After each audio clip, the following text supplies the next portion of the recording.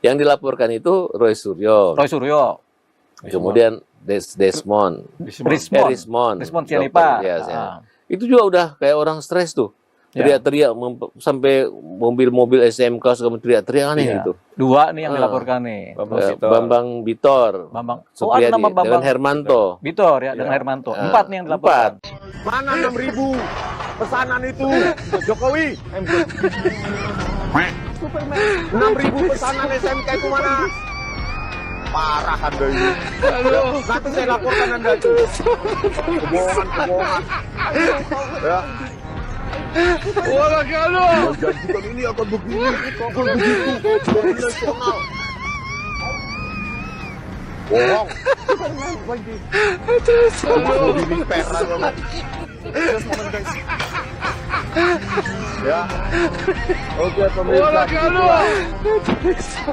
Kalau kalian nggak tahu lah, ternyata ya cuma itu mau di repair.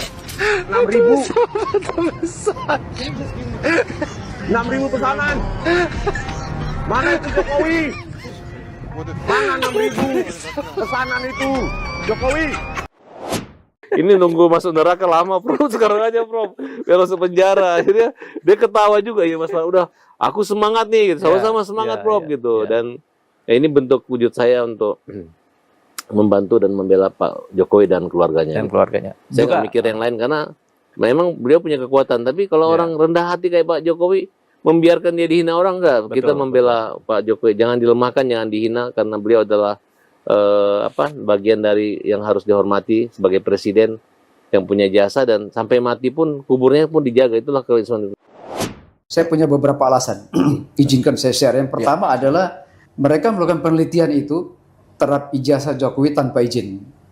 Karena sekali lagi peneliti harus mempunyai motivasi yang baik dan integritas untuk melakukan suatu penelitian. Itu poin yang pertama. Yang kedua adalah mereka melakukan penelitian ijazah yang diambil dari digital atau upload dari medsos. Jadi bukan barang analog, bukan barang asli, bukan barang seperti yang kita pegang sekarang ini, asli ya. Yang ketiga adalah bangun narasi-narasi bohong, narasi-narasi fitnah, narasi-narasi kebencian, kemarahan. Saya kira ini narasi-narasi yang dilakukan orang-orang yang tidak punya integritas. Dan sekali lagi itu jelas punya hidden agenda. Itu dalam buku ini sejelas nih. Di dalam buku tentang Jokowi ini. Adinda, ini cukup jelas ini. Menjelaskan secara detail ada hidden agenda di dalam perbuatan mereka ini. Jadi tidak kosong tuh, ada sesuatu yang disembunyikan di situ. Dan yang keempat adalah yang paling penting di sini kita katakan bahwa pihak UGM dan Mabes Polri itu sudah menyatakan bahwa ijazah Jokowi itu otentik dan identik. Nah ini mesti mengerti bahwa UGM itu bukan identik loh. UGM itu otentik gitu. Itu otentik. Artinya resmi, satu-satunya lembaga resmi yang memberikan keterangan secara resmi bahwa ijazah Pak Jokowi itu adalah asli. Itu sudah berhenti sebetulnya. Dan yang kelima menurut saya adalah ya teman-teman yang lain suruh mereka menghimbau kepada para pelaku, Bang Roy, teman-teman sudah untuk minta maaf. Tapi mereka bersikukuh bahwa ngapain minta maaf ke orang pelaku pembuat ijazah palsu katanya. Jadi menurut saya 5 alasan ini, Adinda, 5 alasan ini menurut saya cukup untuk menaikkan mereka sebagai tersangka. 5 alasan ini menurut saya cukup untuk menaikkan mereka sebagai tersangka. Artinya teman-teman siap menjadi saksi Pak Jokowi? Oh siap Pak, kita siap nih semua jadi saksi. Gimana? Ya kan? Saksi itu, keterangan saksi itu adalah alat bukti nomor 1 loh. Masa kita mau berbohong? Sebagai teman bilang, oh teman settingan, gila itu orang gak waras yang ngomong kayak gitu tuh. Nah, masa teman settingan hanya demi seorang Jokowi? Teman-temannya semua saya di setting. Oke, siapa? Asli ya Pak? Matikan asli ya Pak? Pasti, asli. Ya kan? Gimana kan pasti? Teman-temannya masih banyak saksi itu. Silakan Anda tanya satu persatu nih yang pakai baju ini. Ini asal jangan yang ibu-ibunya karena istri-istrinya nggak ngerti. acara hari ini yang diselenggarakan pun di Jogja ya, reuni dadakan yang sangat lucu itu juga menunjukkan kekhawatiran luar biasa, dan dia sangat kelihatan sekali post-war syndrome dan menjadi bahan tertawaan. Itu menjadi bahan tertawaan loh di semua grup UGM ya gitu. Jadi reunian itu jadi bahan tertawaan. Jadi kan malah makin menunjukkan kelasnya ini. Jokowi harusnya bisa selesai itu lengser ke Prabowo dengan bagus. Ini malah nggak lengser ke Prabowo ini jadi Petruk lagi gitu loh. Jadi konyol malahan. Itu Mbak Diandra. Baik. Jadi intinya menurut saya pasti ini selain masalah hukum, masalah Mas Roy mengatakan saya hargai mencari kebenaran, silakan. Baik. Tapi kalau nggak ada unsur politiknya juga omong kosong gitu loh. Jadi pastinya ada yang menunggangi, ada yang memanfaatkan itu, ya kan? Yang kita tahu ini dalam rangka supaya Prabowo Gibran nggak sukses atau nanti menjelang 2029, ya kan? Jadi itu yang saya harus mengatakan bahwa itu memang ada kok gitu loh, ya kan? Dan Pak Prabowo juga mengatakan itu kayak Indonesia gelap. Beliau mengatakan ada yang mendanai, koruptor yang mendanai. Itu clear and clean gitu loh, ya kan? Pak Jokowi mengatakan itu. Dan saya pikir masyarakat juga nggak bodoh ya. Sudah sangat pintar masyarakat kita melihat fenomena yang ada. Jadi kembali lagi Mas Roy mengenai kayak kemarin Pak Jokowi reuni, ya silakan aja. Toh istilahnya UGM aja terima kok dipakai tempatnya, kok Mas Roy yang protes. Ya kalau soal pemakzulan itu memang harus dimakzulkan. Kita tahu loh kapabilitas apa. Negara kita mahal sekali nih membiayai seorang wapres yang sama sekali tidak capable dan tidak kompeten ini. Rugi banget kita ya punya wapres yang kayak dan dia baru saja ya. Jadi bukan soal hanya FUFA dan kemudian soal indikasi ya. Tapi dia kemudian memfollow akun judi online. Pak Jokowi ini sudah mencapai titik tertinggi dari seorang politisi di Indonesia yang tidak pernah bisa disamai oleh siapapun ya. Sampai saat ini pernah menjadi wali kota 2 kali, berhasil gubernur, menjadi presiden 2 kali dipilih rakyat, dan terakhir mengendorse Prabowo Gibran, berhasil. Jadi saya pikir Pak Jokowi saat ini tidak mempunyai kepentingan politik apapun ya kan, sebagai pribadi ya. Beliau nggak bisa mencalonkan diri lagi sebagai apapun kecuali mendukung Prabowo Gibran. Yang memfollow akun judi online selaku wapres itu kan ya konyol banget. Dan itu fakta loh. Sudah dijawab oleh sekretariat wapres. Sekretariat wapres mengatakan baik kita unfollow. Loh kok begitu saja? Artinya ini kekonyolan, suatu tindakan tidak patut. Tapi sekali lagi ya, apa yang dilakukan oleh para purnawirawan, prajurit purnawirawan itu harus kita hormati. Nah kalau DPR itu sebenarnya hanya mengayun saja, masih nunggu-nunggu waktu saja. Pasti akan ada waktunya nanti. Kita ingatlah peristiwa dulu ketika Pak Harto misalnya berkuasa, itu semua juga menyatakan kurus 7 milih Pak Harto. Isu-isu ini kan yang menghembuskan bukan Pak Jokowi atau kami gitu loh. Isu-isu ini kan dari teman-teman yang kemarin kalah Pilpres. Ya kan kemarin yang tim suksesnya 01, 03. Termasuk juga daripada orang-orang yang kemarin dibredel organisasinya seperti HTI, FPI, dan juga para koruptor yang kemarin mendanai, kita lihat Indonesia Gelap. Sudah ada tersangkanya, sudah ada aliran dananya, dan juga sudah ada yang ditahan, yaitu Saudara Marcella, terus Saudara Tian Baktiar yang mantan redaktur di Jak TV, dan juga ada satu lagi saya lupa namanya, Basar, yang ada anggotanya 150 orang. Jadi itu. Tapi ketika faktor politik ya nanti bergerak sama seperti ini, ada hubungan sangat mesra dengan antara Prabowo dengan Ibu Mega ya, itu pun akan terjadi nanti gitu. Jadi selepas nanti kongres di Bali ya, PDIP, saya kira itu nanti akan ada perubahan lah yang terjadi. Dan kita kan menginginkan Indonesia itu tumbuh lebih bagus ya. Ya saya setuju soal tadi Indonesia Gelap itu kemudian, tapi tidak ada hubungannya Indonesia Gelap dengan koruptor ya gitu. Artinya Indonesia Gelap itu memang ada dua bagian ya. Indonesia Gelap yang digelurakan oleh teman-teman aktivis ya, kayak yang dilakukan oleh Bu Fitri dan kawan-kawan, dengan yang orang-orang yang kemudian numpang-nampang koruptor membiayai itu. Jadi ini jangan dicampur adukkan. Kita hanya ingin Indonesia lebih bagus, Mbak Diandra. Kelihatan sekali bahwa sebenarnya isu-isu ini dalam rangka pastinya politik gitu loh ya. Mungkin kalau ijazah palsu Mas Roy membantah silakan saja ya kan, boleh-boleh saja ya kan. Tapi intinya kalau saya melihatnya bahwa ini bukan hanya isu ijazah palsu, ada matahari kembar di situ. Ngapain dimutar? Terus pemaksulan, dasar hukumnya nggak ada, dihembuskan, bahkan mau menduduki MPR DPR, melakukan revolusi, pasti ada tujuannya dong, ya kan? Terus isu apalagi yang menerima dana dong, ya Rp1 pun saya tidak menerima apapun, kan bisa dicek PPATK atau BIN atau Badan Intelijen yang lain, itu hal yang gampang. Saya penulis, programmer, penulis buku di Amazon, ratusan buku, nggak ada. Saya memang hidup dari royalti. Tetapi kalau dituduh seperti itu silahkan aja diperiksa. Kalau saya sendiri sih nggak ada kaitannya dengan ormas atau organisasi politik atau apapun, atau tokoh politik apapun. Ini memang independen, tanpa Jadi artinya bias. tudingan ijazah Pak Jokowi yang Anda layangkan bersama kawan-kawan ini adalah murni karena keresahan, bukan ada yang menggerakkan? Iya, memang independen, dan nanti pada saat pemeriksaan panggilan akan saya jelaskan semua secara teknis apa yang saya kaji secara ilmiah, dan itu sudah saya presentasikan pada saat gelar perkara khusus. Sayangnya pihak UGM tidak datang hadir di pertemuan itu untuk mendengarkan kami. Kan gitu, Mbak. Jadi ini murni ilmiah. Oke. Bang, tapi ini yang dipertanyakan juga adalah bahwa Anda pergi ke desa KKN Jokowi, kemudian juga menemui dosen Pak Kasmujo. Apakah benar ini menggerakkan sendiri dana-dananya nih?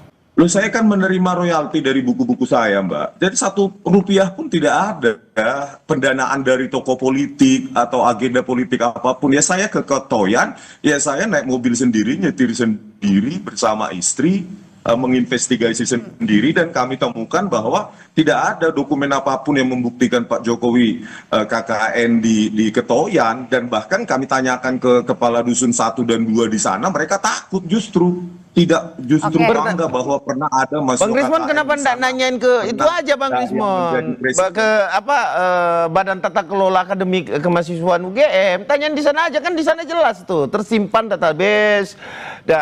Kan mahasiswa UGM pasti tahu lah bahwa ada sistem tata kelola kemahasiswaan UGM kan, tata kelola akademik itu. Nah di situ kan jelas sebenarnya. Nah itu 85. Itu Pak? 85. Oh iya, ini 85. Alhamdulillah. Nah terus kenapa tahun 85? Ayo kau. 85 lagi nggak ada, coba cari. 83. Ini kan yang masuk Pembohongmu Bang Rismon, pembohongmu. Pembualanmu Bang Rismon, astagfirullah, insaf kau bang. Ayo kau. Tuh 85 lagi. Dia perlihatkan nggak ya? Ayo. Sin ketik yuk. Oh, ini. Ayo. Apa itu bang? 85? Oh ini yang dulu apa ya, kalau sudah lebih tua dia ada tahunnya di sini. Oke. Tadi banyak kan 8284 memang. Tadi 85 ada, kenapa nggak diperlihatkan? Dan 85 pakai apa si writer fontnya. Perlihatkan. Ayo. I don't know. Enggak lah kayaknya, mudah-mudahan. Kayaknya nggak ada ya. Enggak ada. Tadi 85 ada, kenapa nggak diperlihatin bang? Abang sudah lihat itu font stamp-nya Roman ya? Terus kemarin saya dapat kabar Bang Rismon ke sana cari sangkatan yang 85 juga, ya kan? Nah, terus terputus tuh pertanyaannya. Bang Rismon saya dengar kabar mendapatkan juga yang tidak ada tanda tangannya loh, ya. Kemarin ada skripsi juga yang ditemukan gitu loh. Jadi jangan sepotong-sepotong lah. Ini kan buntu terus nih Bang Rismon nih, buntu nih. Iya kan? Nah, terus Desa Ketoyan kemarin udah dijawab juga. Kan ada. Pak, 88 itu berarti dibagi berapa kelas Pak? Satu kelas Pak. Oh, bareng. Iya, kalau sekolah dulu ruangan berdua itu. Belum ada jurusan waktu itu Pak ya?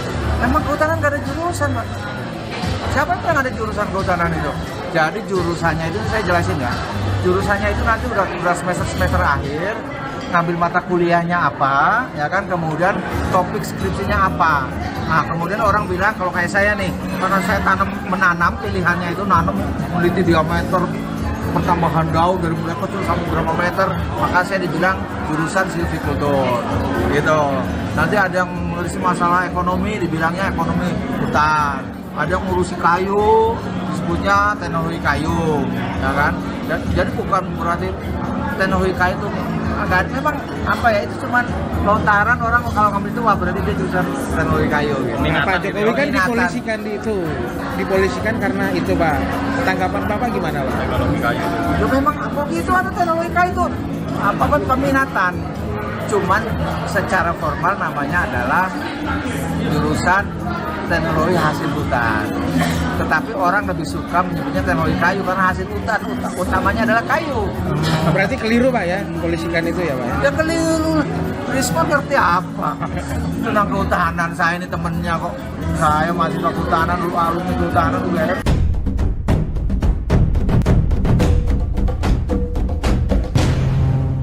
Saya dengan segala hormat ya memohon dan kemudian ini mengkritik, saya berani mengkritik kepada Presiden Republik Indonesia ya, Bapak Prabowo Subianto. Kenapa Bapak harus quote and quote kata beberapa orang sowan ke rumah? Datang boleh, tapi posisi duduknya tidak demikian. Posisi duduknya masa ada presiden, kemudian menteri-menterinya, kemudian di depannya ada bekas presiden, kemudian istrinya dan anaknya yang itu wakil presiden. Wakil presiden, kenapa seolah-olah presiden itu menghadap kepada wakil presiden? Ini sangat tidak betul. Dia bukan Raja Jawa sekali lagi. Dan bahkan dia pernah seolah-olah menggunakan pakaian kebesaran Hamangkurat yang itu sebenarnya raja yang tidak pantas untuk dicontoh karena bengis. Jadi sebenarnya Tuhan Yang Maha Kuasa, Allah Subhanahu wa taala itu sudah menurunkan petunjuknya gitu ya. Jadi sekali lagi, ayo kita bangkit karena Raja Jawa yang ini mau mempidanakan, mau mengkriminalisasi, mau memenjarakan rakyatnya. Itu makanya saya menggunakan kaos Raja Jawa. Karena framing yang dibuat oleh dokter-dokter, orang-orang hebat, orang-orang katanya umat dan aktivis Indonesia ini, dia kalau saya lihat ya dari kesimpulan dan sehingga mereka naik ke penyidikan, Prof, ini, mereka itu tidak punya data asli Pak Jokowi, tapi memiliki data yang seolah-olah katanya asli. Ya. Padahal diperiksa itu semua fotokopian. Jadi, kalau dia bilang ini seenaknya, analisa karena ada penelitian dan merasa ini merupakan riset dan tidak dengan cara-cara melanggar hukum, tidak dengan cara-cara melanggar norma sosial maupun norma hukum. Nggak boleh teriak-teriak permusuhan. Nah, inilah saya mengatakan ini adalah peneliti-peneliti berandalan, peneliti-peneliti gerombolan peneliti yang ugal-ugalan, Ya. nah, yang arahnya itu menyerempet-nyerempet profesor gitu. Nah, kemudian saya menjelaskan lah dari awal. Saya dulu nulis tesis tentang status hukum presiden sebagai pelapor dan terlapor gitu. Begitu agung dan imunitas seorang presiden itu sangat dilindungi di satu negara. Di seluruh negara di dunia ini. Nah, kita contoh ya. Kepala negara asing aja, kedutaan besar, mobil korps diplomatik itu pun dihormati sebagai satu ekstrateritorial. Ya. Yang mana itu dianggap sebuah negara. Jadi tidak sembarang kita menangkap warga negara asing. Kalau warga negara asing aja kita hormati, masa Presiden Republik Indonesia atau ayah dari wakil presiden tidak kita hormati? Kalau memang satu produk dinyatakan itu sudah dihentikan, bukan merupakan peristiwa pidana, harusnya stop. Nah, ini dia menghina di mana lembaga kepresidenan yang masih melekat. Walaupun seorang presiden itu, nah itulah kira-kira. Itu mereka tidak miliki itu. Ketika saya tanya sama ahli tata negara yang ada di situ, kelompok sebelah, kamu kan mengerti. Misalnya si Bang Erla. Anda kan tahu bagaimana status presiden. Kenapa dibiarkan? Kami hanya ingin Pak Jokowi malu, punya ijazah palsu, mengaku minta maaf, sudah selesai. Loh, maksudmu apa? Emang kamu hukum?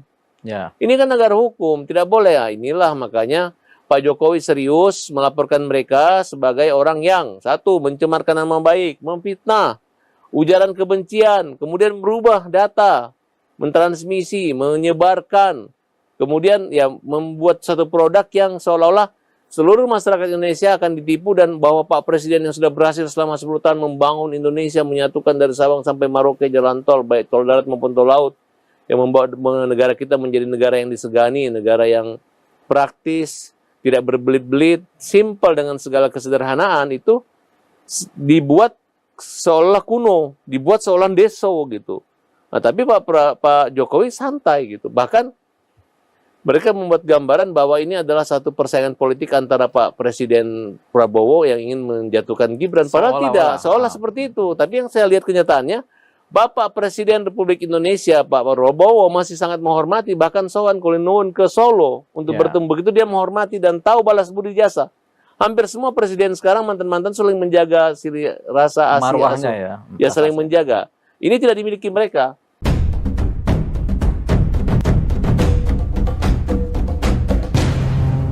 Oke, kita coba dengarkan dulu jawabannya Bang Rismon. Gimana, Bang?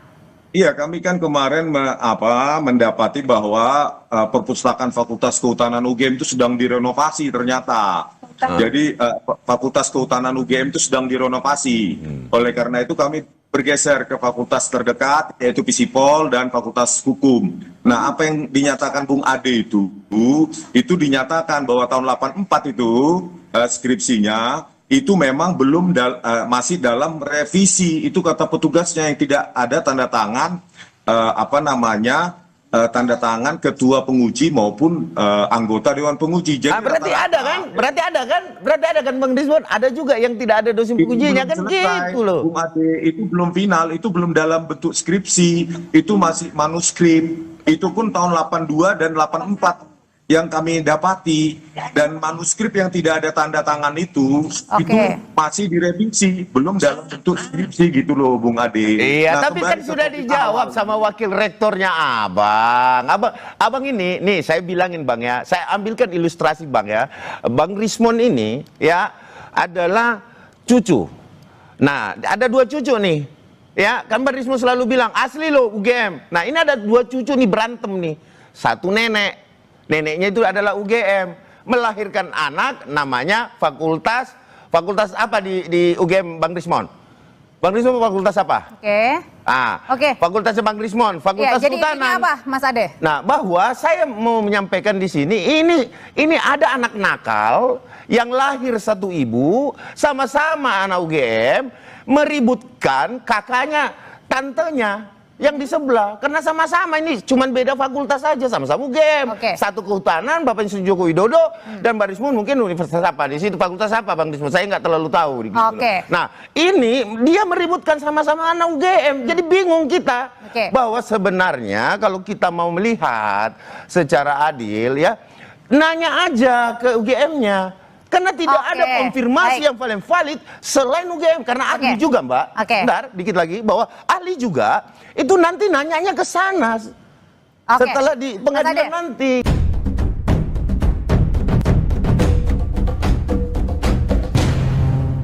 Nah, makanya saya juga penasaran nih, karena Pak Profesor ini saya anggap bukan orang dekat lah. Boleh saya katakan beliau ini adalah gurunya Pak Jokowi, karena beliau juga, saya melihat sendiri begitu Pak Jokowi menghormati beliau ya. Menghormati nih, ya mungkin saya nggak boleh saya cerita bagaimana menghormati, tapi harusnya kan dimarah-marahin karena bekas anak buahnya, tapi tidak. Jadi saya juga dihormati sama beliau, bilang Farhad, saya melihat omongan kamu, saya putar berulang kali, tepat sasaran gitu, komprehensif dan bagus gitu, dan saya merasa apa sih orang mempermalukan, bagaimana? Emang saya orang nggak waras? Nggak sarjana, ngaku sarjana. Saya memimpin kota Solo, memimpin Jakarta, memimpin Presiden Republik Indonesia, ini kelemahannya di mana gitu? Kenapa harus dipermalukan begini ya? Makanya saya katakan, tenang Pak Presiden, mereka itu bukan orang-orang pintar, tapi orang-orang yang nekat. Dan saya udah ingatkan kepada seluruh keluarga daripada Pak Roy Suryo, anak-anak mereka ini, supaya ingatkan bapakmu, ingat dari zaman PKI dulu, yang salah bapak neneknya, tapi yang disalahkan sampai cucu-cucunya. Bagaimana jika nanti orang tua kalian misalnya dihukum gara-gara menghina presiden, menghina Pak Jokowi dan tidak benar? Tolonglah, kalau kalian ingin masih berpelukan dan sayang-sayangan orang tua di penjara, tidak di penjara, ingatkan orang tuanya, ingatkan suamimu, yang itu yang saya sampaikan terus berulang kali kepada keluarga ini. Karena mereka betul-betul mempermalukan Pak Jokowi ke sana, ngasih ijazah katanya, memang harus fotokopian nanti. Sekarang kan sudah disita, aslinya disita. Dan saya juga udah melihat langsung ijazahnya Pak Jokowi. Pak Profesor sudah melihat langsung. Nah, jadi apalagi yang diragukan? Nah, oleh karena itu, saya ngelihat dulu lah, jangan-jangan Profesor ini minta spesial penanganan di Polda dengan biasa aja, kita seperti rakyat biasa, padahal beliau wakil menteri, punya pengaruh yang sangat besar, berat. Hampir semua polisi muridnya beliau loh. yang ngambil kuliah S1, S2 di Mustopo, ya kan, Prof? Iya. Ya, Jadi Profesor Paiman ngajar di Mustopo nih. Iya, guru besar di situ, besar, ya. kemudian mantan rektor. Ya. Nah, disitulah saya ngelihat ternyata Pak Jokowi ini punya kesamaan dengan mantan-mantan pejabat yang dipilih. Berarti rendah hati, tidak Ya, sombong, kemudian bersama kedudukan depan hukum dan pemerintah. Itu yang dialami. Saya juga kaget bisa diterima. Saya pikir hanya profesor yang diterima. Ternyata saya diterima bertiga dan Bang Rabizar ya. Saya merasa juga seperti kayak pengacara Pak Jokowi loh. Iya. Kenapa? Karena kuncinya di sini. Kalau beliau hanya diam-diam, nanti orang berpikir Pak Jokowi itu punya ijazah dibikin sama profesor, diketik sama profesor, dicetak sama profesor. Itu kan sangat isu murahan yang menurut saya orang-orang seperti ini harus dihukum seberat-beratnya, segera ditangkap, nggak usah. Saya rasa polisi juga terlalu banyak juga merisau banyak saksi, udah cepat aja yang simple aja gitu aja. Pasti nanti hakim yakin bahwa orang-orang ini adalah pelaku yang harus dipidana. Demikian. Sudah, Bang Farad. Yang dilaporkan itu Roy Suryo. Roy Suryo. Kemudian Desmond. Rismond Sianipa. Ya. Itu juga udah kayak orang stres tuh. Teriak-teriak sampai mobil-mobil SMK suka teriak-teriak aneh gitu. Dua nih yang dilaporkan.